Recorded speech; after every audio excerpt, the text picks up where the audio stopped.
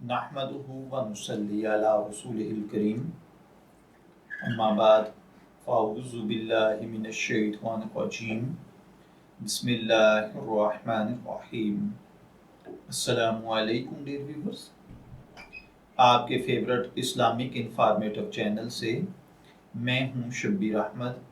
हमारा आज का टॉपिक है किसी के साथ बामरे मजबूरी किनारा कशी या कता ताल्लुक करना, क्या ये जायज़ है या नहीं। ये एक सवाल है जो कि हबीबुल्लाह साहिब ने पूछा है।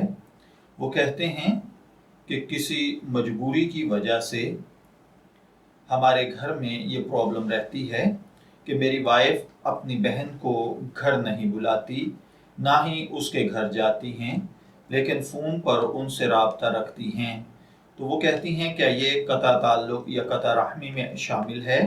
असल में वजह यह है कि हमारे हमजुल्फ यानी मेरी साली के जो शोहर हैं उनका रवैया हमारे साथ मुनासिब नहीं है। वो जब भी हमारे घर आते हैं तो गलत किस्म की बातें करते हैं। तुम्हें पहनने की तमीज़ नहीं, तुम्हें ओढ़ने बिछोने की तमीज़ नहीं, तुम कैसे खाते हो, तुम कैसे पीते हो, तुम्हारे कपड़े कितने हल्के हैं, तुम्हारे बर्तन कितने हल्के हैं। तो इससे क्या होता है कि हमें कुछ अजीब सा महसूस होता है। तो इस वजह से मेरी वाइफ अपनी बहन को या अपने बहनोई को हमारे घर नहीं बुलाती और ना बुलाना चाहती हैं, बल्कि सिर्फ फ़ोन पे राब्ता रखती हैं, या अगर कोई ज़रूरत होती है तो ख़ुद वहाँ जाकर मिल लेती हैं।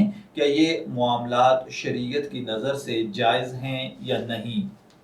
तो देखिए भाइयों और बहनों, याद रखिए कि जो सूरत हाल भाई हबीबुल्लाह साहिब ने बताई है इसमें उनका तर्ज अमल जायज़ और दुरुस्त है।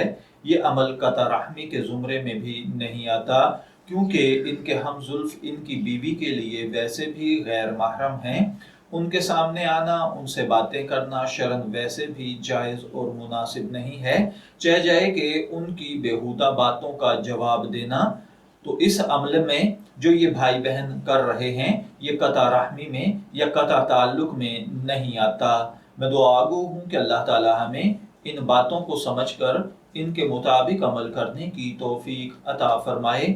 शब्बीर अहमद को इजाज़त दीजिए, फिर हाजिर होंगे किसी नए टॉपिक के साथ। तब तक के लिए अल्लाह हाफिज़।